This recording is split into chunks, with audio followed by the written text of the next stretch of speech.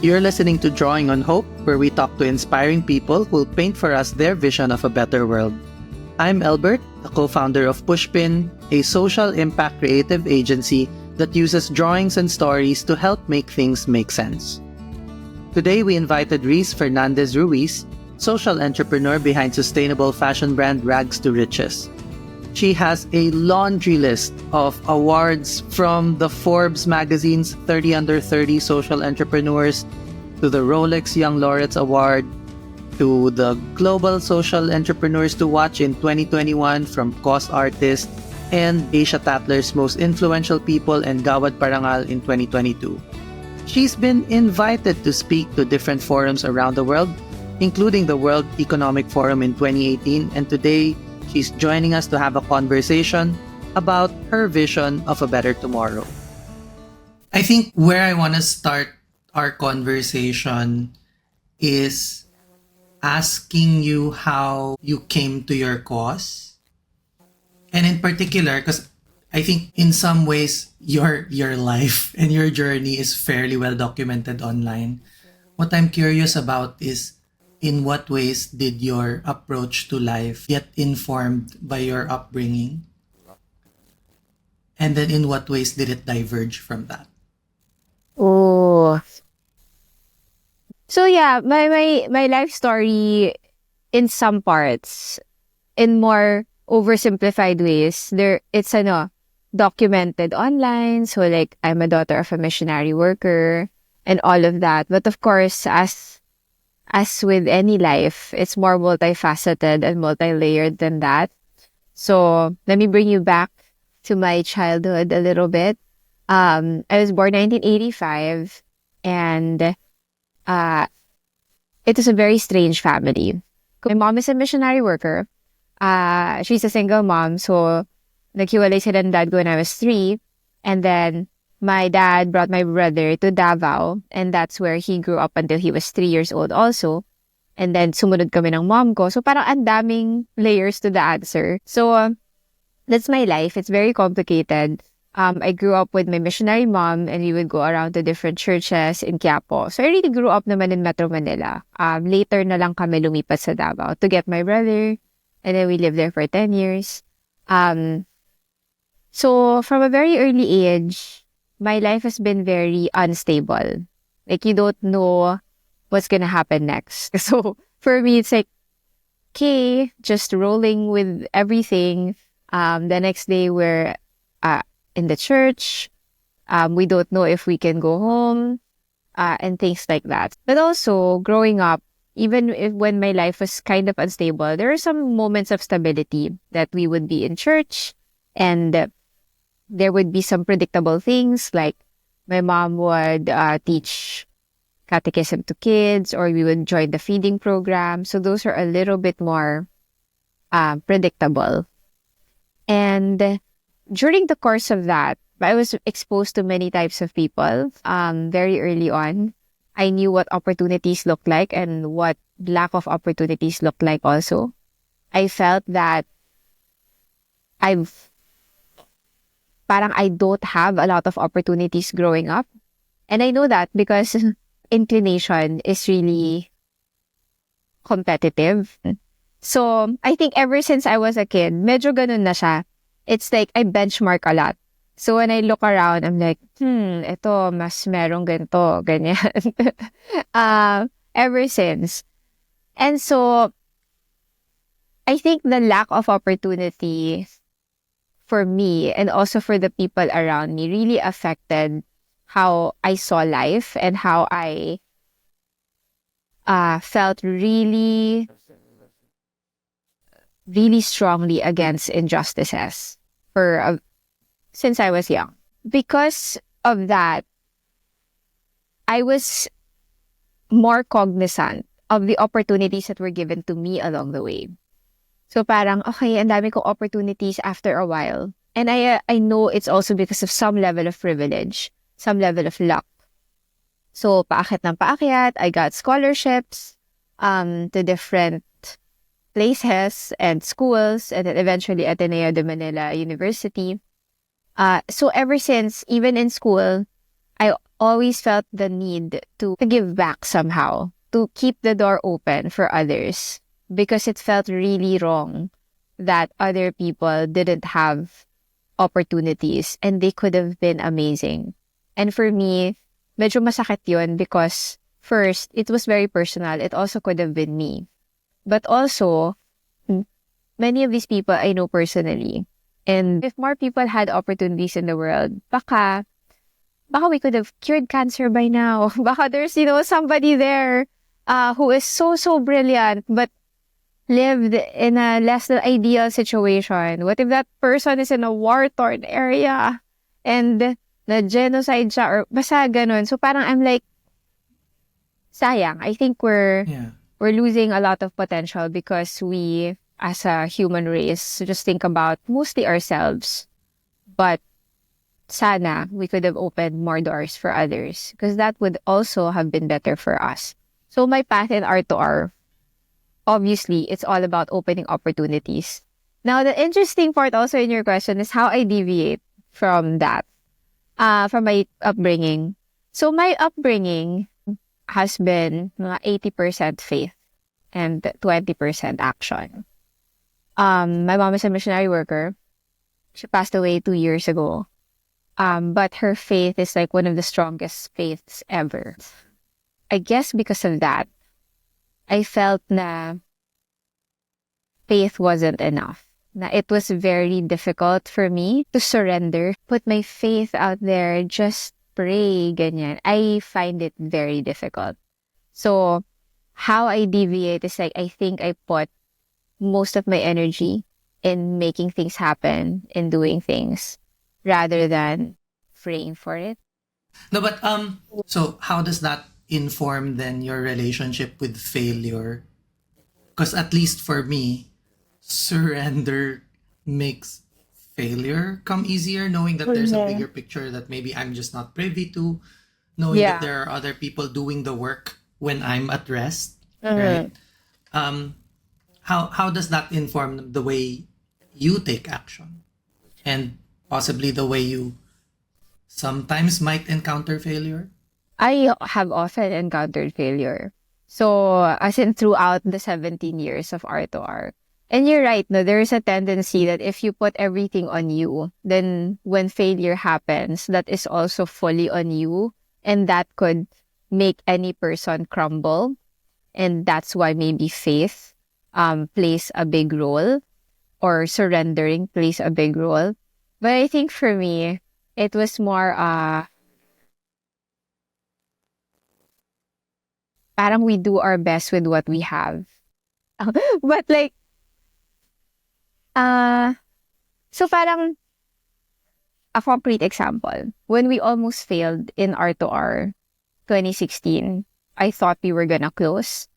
All of my journal entries, when I reread them, it's really not about like, I'm just gonna surrender and this is it, ganyan. But it was about, okay, R2R is not me, I am not R2R. It's like taking also away the ego in it. And I don't know kung may parallels yun. But like I took away the ego in it because R2R was a way for me to express my gratitude because of all of the opportunities given to me. It was my offering to more people that, hey, you can also lift yourself and your family out of poverty. But in the end, it wasn't about me. And things happen. So maybe that is surrender, but I just didn't see it that way or frame it that way. I just said, if it happens, and I'll be okay. Yun na siya. Parang it... And hopefully leave a better place than when you started. Yeah.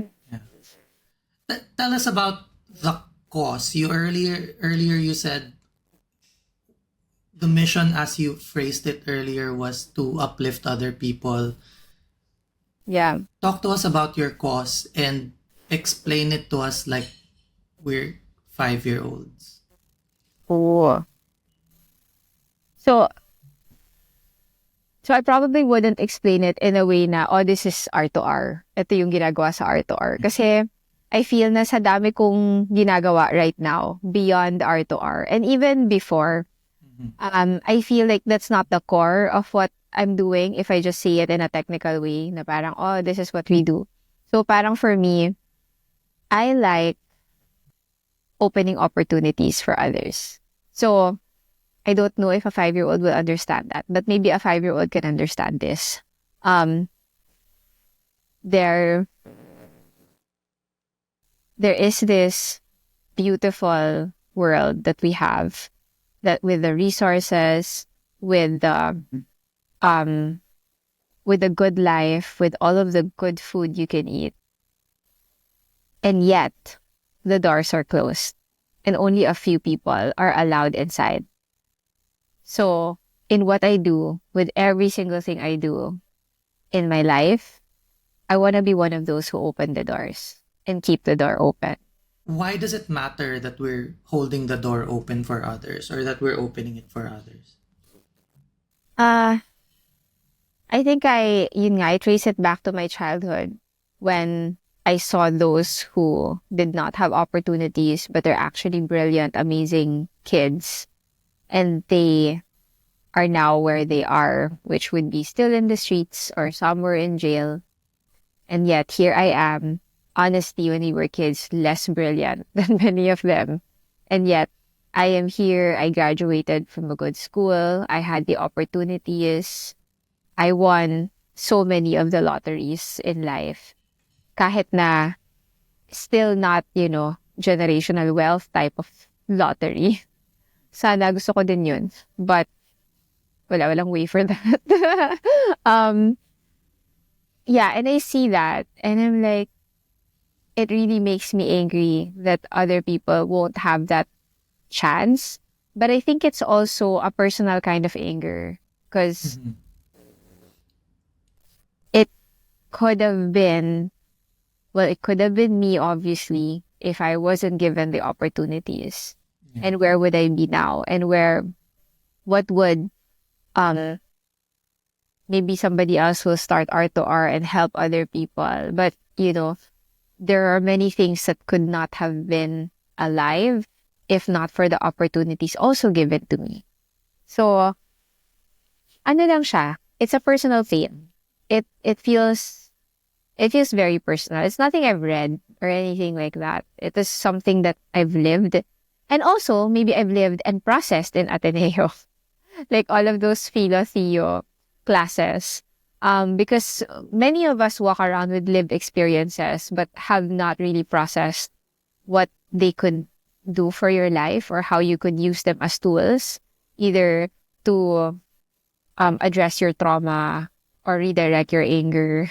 Parang for me, it was a privilege to be able to redirect the energy and process the trauma in that way. So school helped. Especially the courses, the subjects that were less about the intellectual, the skills, and really more about meaning of life. Do you have an answer to those big questions that you reflect on in your head and in your journals that kind of make sense for you as ito yung unified theory of how the world should work for me? I thought meron, but so I thought I had some of the answers or some theories on how the world works. Because ang dami kong mga thought starters when it comes to that. Like one, when I was in maybe fresh grad, I had my wallpaper is the globe, as in the Earth from space. And it's a reminder to me that we're all there. And it's like such a small little speck of dust in the universe. Asking big questions, doing like amazing things or struggling and thinking that it's everything. So, and yeah, for us it is. But parang it puts things in perspective that we are there and that's all of us. It's not like there's somebody else, pero maybe meron, but let's go through that next time. na somewhere else observing us, diba? Parang that's us. That's it. That's us. And so it makes me think about how connected we really all are, even if we don't think so. Even if sometimes we put bubbles around us and think that, oh, this is my world. We're of a different world, but it's really not true. So that was my theory, that we are all connected. We are all in one world. So everything that we do, we can't just think about ourselves. So that's one. But the bigger questions, I honestly don't know. And wala akong sagot. No, we were talking about the big questions, right? And Oh, I think yeah. part of what I've observed from colleagues, friends of ours who devote themselves to development work, social impact work, environment work, is really because they're either driven by some answer to a big question that they've been wrestling with. Yung parang they experience that aha moment as, yes, this is what the world needs to be, therefore I will strive to make it happen, right? But there's just as many who are driven by the questions themselves. I don't know why there's injustice. I need to do this because otherwise the world doesn't make sense. Yeah. And I guess I'm wondering for you, because I do know that you tend to always want to come from a space that makes sense. I see you as someone who takes informed risks. Hindi yung blind, that sounds like a great idea, let's worry about how to get it done later. Like, but it's the informed risks, right? Yes, absolutely. And so I feel like you probably are driven more by the answers rather than exploring the questions. Maybe in some part. Maybe it's also a percent, because I also know that I don't know everything, but I try to know what I can. And you're right, I do more calculated risks, but parang the calculation is, let's say, 30%. The risk could still be 70, because others do 100%, like risk complete. And parang for me, this is why I don't like parang for example, when people say, oh, you should totally like do this mountain climbing, I'm like, nah, thank you. Nope. Or like, all of those risky things that for me does not translate to anything I want to do or want to feel anyway. But if the risk is something that translates to what I want to do or what I believe in, parang I think there are risks that are worth taking. And then I'm comfortable with a certain level of knowns and a certain level of unknowns. Because to me, 100% unknown is just a bit stupid. So parang ako, I guess. But but I'm grateful for many of the people who do that naman and live. Yeah. Because then they figure out the unknowns. The parts of the unknown. On your behalf. Yeah, for the rest of us who are like, okay, I'm gonna take a risk, but I need to know at least 30% of it. What does that look like for you if everyone took the effort to open doors for others? What's the world that you see? That's a good question, because it's so hard to imagine it right now. With everything that's happening, parang there was a time when I could imagine it so clearly because I could see more people imagining it with me, or actually really like talking about hope and talking about what they think things could look like. But now it's a little strange. The world is suddenly like, para siyang may push and pull, which happens naman talaga. Yeah. There's gonna be thesis and antithesis, like matter, antimatter. And right now, it's pulling towards a direction that I don't think I have seen before. Parang nasa shadows siya before, but now it's like mainstream, and it's a little hard to imagine. But if I could be so bold and still try to imagine Yeah. what it looks like. Yeah. Paint us a picture.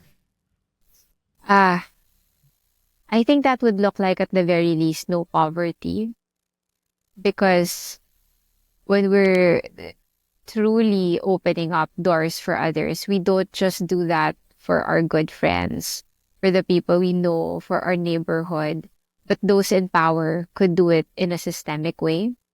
Um, I'm not saying everything equal because that's a different ideology. For me, it's just no poverty. I think that is so basic and yet so not basic for some reason. Um, that no one goes hungry, no one um has like no they don't have access to clean water. Basic. They don't have to be super rich, but sana no poverty. I think that's how it would look like. Kaya siya mahirap i-imagine. Kasi parang, ha? Paano yun? How does that really look like? I don't think I've seen that before. Um, yeah. Part of what I've come to embrace when thinking about these challenges that we're faced with is to think about all these people doing undesirable things and bad things. Yeah. It's easy to forget that there's a lot of good people doing good work in the background, in the trenches, in the grassroots. Um, and I think that's why I wanted to have more conversations like these exactly at this time, so that we can all hopefully make more of our voices heard and share what our vision of a better tomorrow is. You know, one of the things that I was thinking of when you were talking about no poverty is precisely going back to one of your earlier narratives, kanina, where you know that person could have been me, right? That person in different circumstances, we could have very easily just swapped places. Yeah. And then because they had the opportunities that I had, they could have cured cancer pala. They could have been the next, I don't know, Steven I Spielberg, know, right? sa ako gumagawa ng bag. De, joke lang. But yeah. Right? Yeah. Yeah. I think it's being painfully aware of the fact that I did not get here out of my hard work. Yeah. That's the predominant cultural narrative that I was raised. Just work hard and you'll succeed, right? I think I've been working hard. I think so naman. But there's just so many people who helped out along the way and helped me get here, right? Yeah. And I'd like to think that the picture that you're painting for us of there's no poverty isn't just a magnanimous gesture of look at them, di ba? Parang hopefully they can have everything they need. I think it also reflects back on us and can benefit us in some way rin. Oh, absolutely. Maybe you can tell us a bit more about that. Like, Yeah. you work kasi with communities with rags to riches. What does empowering other people, opening doors for others, like what are some of the stories that you've seen and experienced where But yeah. the impact ripples out beyond those who benefited? So there are many stories because we work with a lot of artisans for the past 17 years. There are stories where the artisans were able to send their kids to school, nakagraduate na yung mga anak, nagtatrabaho na ngayon, iba-iba na yung mga ginagawa sa buhay. They now have more options than just being artisans. Not that being an artisan is a poverty choice now, because pwede na siyang hindi, which I feel really grateful for, na buti na lang we're part of the ones building this industry where being an artisan could now be an aspirational job na hindi lang dahil mahirap lang kasi kami, wala na akong choice, ganyan. So, but the children of our artisans have gone on to do many other things. They're helping their own families. They're creating a better community in their space. So that feels from the onset a little bit detached from, for example, me or my community. Parang what does that matter to us? But I mentioned earlier that this is why one of my principles or worldviews is that we're all connected, and it's very connected, even more than what we can imagine. Um, and for me, I'd always go back to my own journey, experiences in life, and then I'll connect it back to the artisans. So I had many scholarships, right? Many of my donors for the scholarship, I still don't know up to now. Like, I don't know their names, but they contributed to where I am today. I don't know what their reasons are, but just that gesture of going above or beyond yourself and your family and just saying, I'm going to donate somewhere. I'm just going to contribute something. They don't know that they have impacted me as well. They probably don't know that their money, their contribution went to someone like me and that I'm giving back as well. They don't know that ripple. And so I'm also comfortable with not knowing the ripple, but just being grateful that I'm able to contribute to it. I may not see them and how they impact the world in the future, but because I am a product of the impact that others created but probably have not seen also, I think that's fine. Masaya na ako dun. And so for listeners who would be hearing your words and be inspired to open doors for others, what are some concrete things that you would say they can do?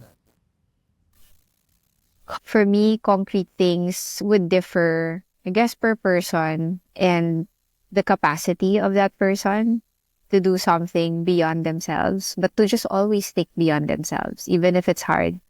Um, for example, if you have a little bit of extra, you may consider also donating to scholarships. Donation for me is one of the, I guess, simplest things that you can do. It doesn't have to be big, but if more people would do it, it will consolidate and be significant. If that's all you can offer right now, for me, that's completely fine. If you can also make like better intentional choices with the things that you buy. So very practical things. But also, I think just living a life of general kindness, a view that you can always take the kinder route is also very helpful. Lalo na in social media, because I see and read so many comments that are so mean. I'm like, is that even necessary? Does that make your life better? Does that make your kids prouder of you? Kasi in social media, for example, it's easy to write a comment that either empowers or destroys. Why? Why would you destroy? I don't understand that. So parang maybe just try to be kinder every step of the way. That would already make a huge difference for some people. All right. So I have some more questions, and the way we're gonna be doing this is parang lightning round. So brief answers to questions. I promise you, they're not that hard. What's one tool or app that you can't work without? Notes app and Google Sheets. Sorry, one lang pero hindi kaya. What's your go-to self-care activity when work gets tough? Massage. What's a book or movie or podcast that's deeply inspired you? Best.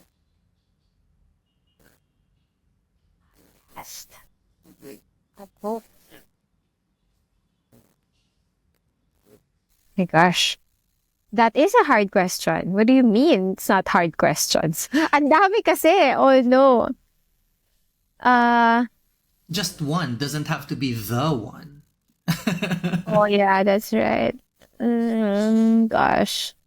A book or a podcast. Uh, there it is. Never Enough by Andrew Wilkinson. Do you have a change maker or a leader that you admire?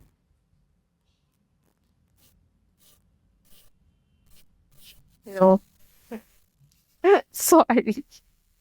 Sobrang disillusion. De joke lang. What's one thing that you wish more people understood about your cause? Huh. That the business side of it is a necessary side of it. Tell me more about that. Okay. We haven't connected the poverty conversation to the business side of things and to the rags to riches side of things. Yeah.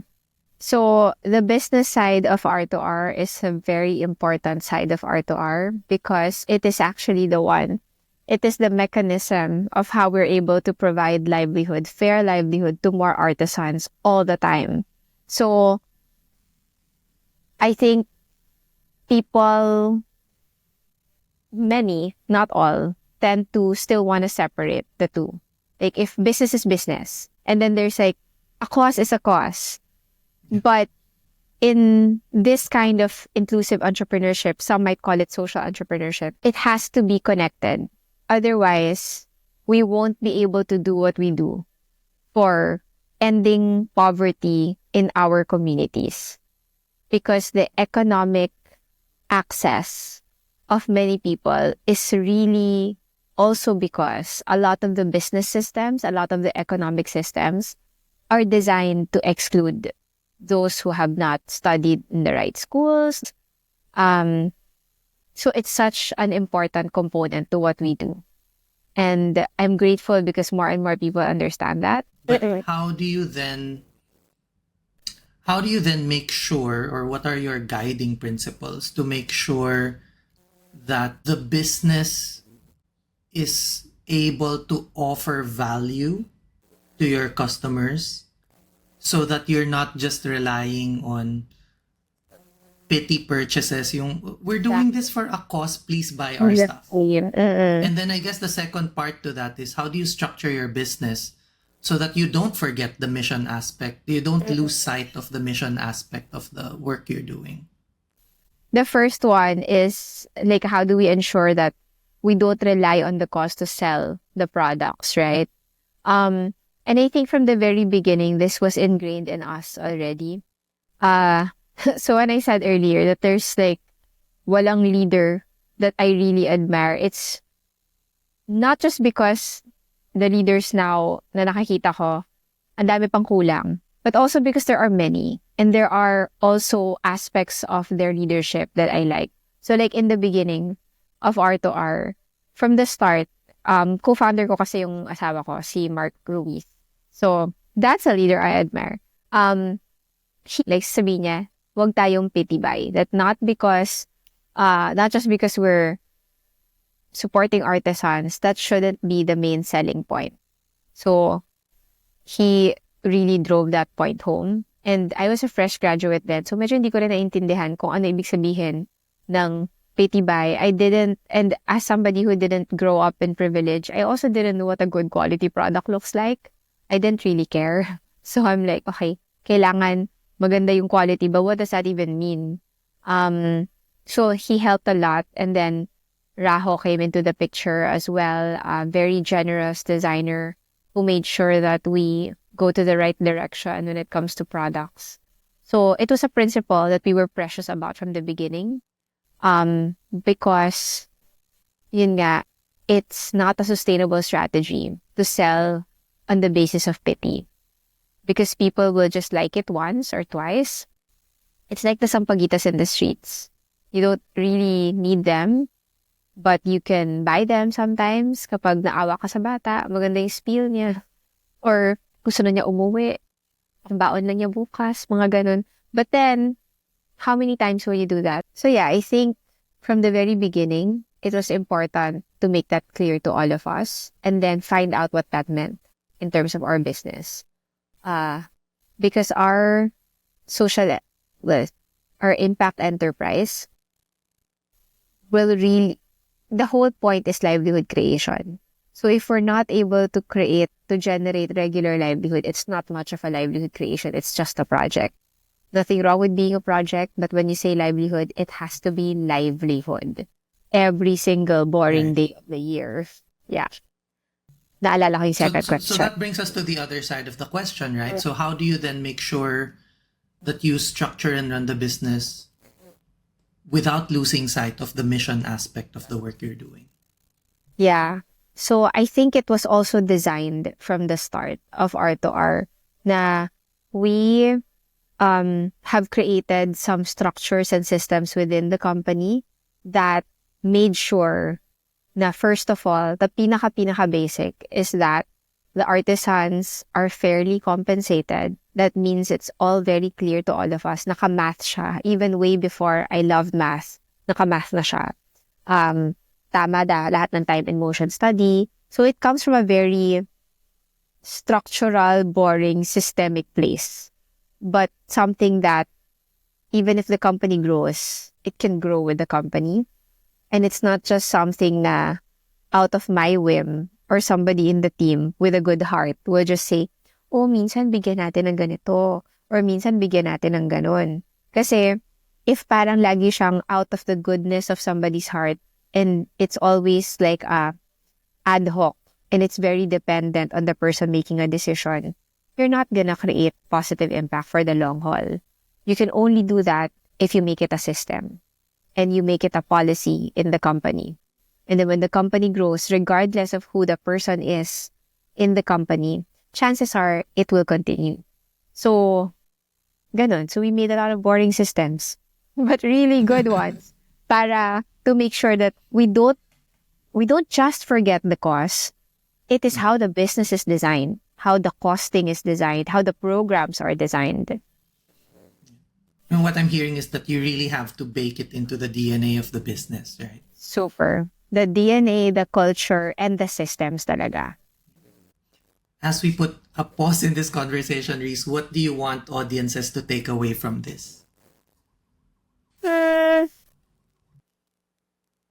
What do I want audiences to take away from our whole conversation?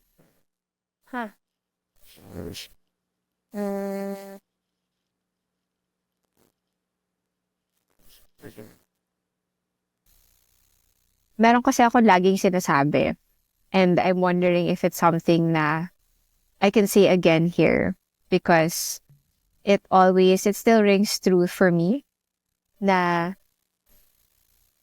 going back to the worldview of we're all connected. And we should operate and move about the world with that in mind. So with kindness and intention. I think ganun pa rin. So, if you could think of aspects in your life where you can start with intention and start moving about with kindness, I think that matters a lot. Kahit yun lang, I think that's a win. Kasi like I said, tanim lang ng tanim. There's my favorite quote in Hamilton na legacy is planting seeds in a garden you don't get to see. So, that's what we're doing. We're just really planting. And hopefully the world will be better because of our decisions in the past. Thanks, Reese. How can listeners connect with you or follow your work? Oh, okay. So for Rags to Riches, you can go to our online store. It's r2r.ph. That's r2r with a number 2.ph. And socials, we're at Rags to Riches Inc. on TikTok and on Instagram and also on Facebook. And for me, you can follow me also on Instagram and also on TikTok sometimes when I remember to post. So for TikTok, it's Reese Fernandez Ruiz, and for Instagram, it's Reese Fernandez. Thanks, Reese. Always a pleasure to catch up with you. Thank you, Albert. And that's it for this episode of Drawing on Hope. A big thank you to our guest Reese Fernandez Ruiz for sharing their story and vision for a better tomorrow. If you found this conversation meaningful, share it with someone who could use a little hope and inspiration. And don't forget to subscribe so you won't miss future episodes. Drawing on Hope is a podcast by Pushpin, a social impact design agency that uses drawings and stories to help make things make sense. Follow us at Pushpin Visuals on Instagram, Facebook, and YouTube, or visit www.pushpinvisuals.com. Thanks for listening, and remember, hope isn't something we wait for, it's something we create.